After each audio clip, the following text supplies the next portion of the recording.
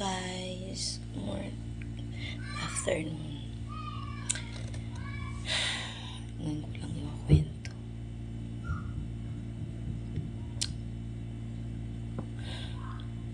Sad news.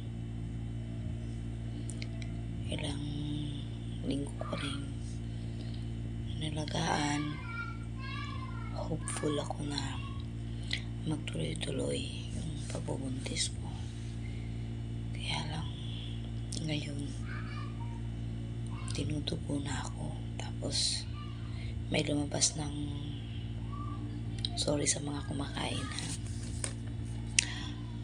may lumabas na buong dugo. Pero hanggang ngayon, masakit pa rin yung tiyan ko, masakit yung puson ko, masakit yung balakang ko. So, parang akong nag-labor. Sakit siya.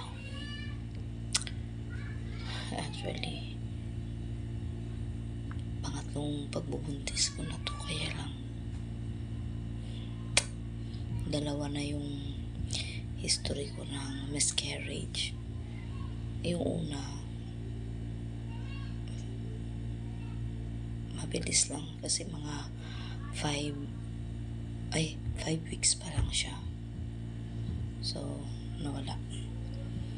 After a year na sundan, nabuntis ulit ako. Yun na yung anak ko na lalaki. And then, ito na sana yung pangatlo ko. Masaya ako nung nalaman namin mag-asawa na masusundan na yung lalaki namin, 2 years old.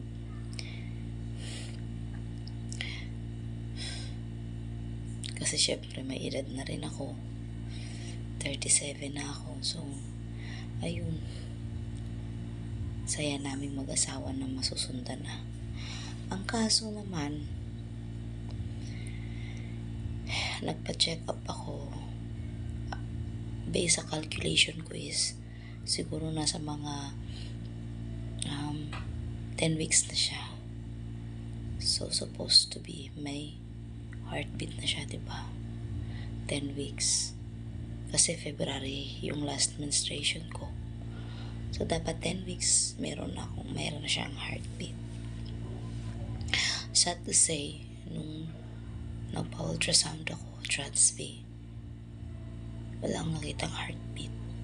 Pero nandun na siya, form na siya. Tapos yung gestational age niya, hindi siya tuma doon sa anong tawag doon yung sa calculation nun sa last mens ko. LOB ba yun? Basta yun na yun. Hindi siya tuma. Kasi yung size niya, yung size ng fetus ko ay size lang ng 7 weeks. So, ang findings nila doon sa pagbubuntis ko ay ano ba yun? Intrauterine fetal demise. So nag-stop yung heartbeat ng baby ko at age of 7 weeks. So yun na siya, hindi na siya lumaki, yan. Pero ako sa parte ko, hopeful pa rin ako na baka nagkamali lang ng calculation, baka late lang yung heartbeat niya, ganun. So in denial ako. Nung bumalik ako sa OB, sa OB ko, ang advice nila sa akin is i-induce na siya.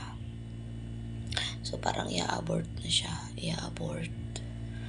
i-confine na ako, i-abort nila yung baby ko.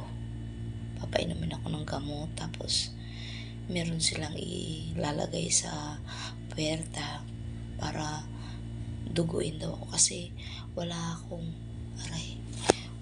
nararamdaman na masakit, na wala rin akong spotting, wala akong nararamdaman.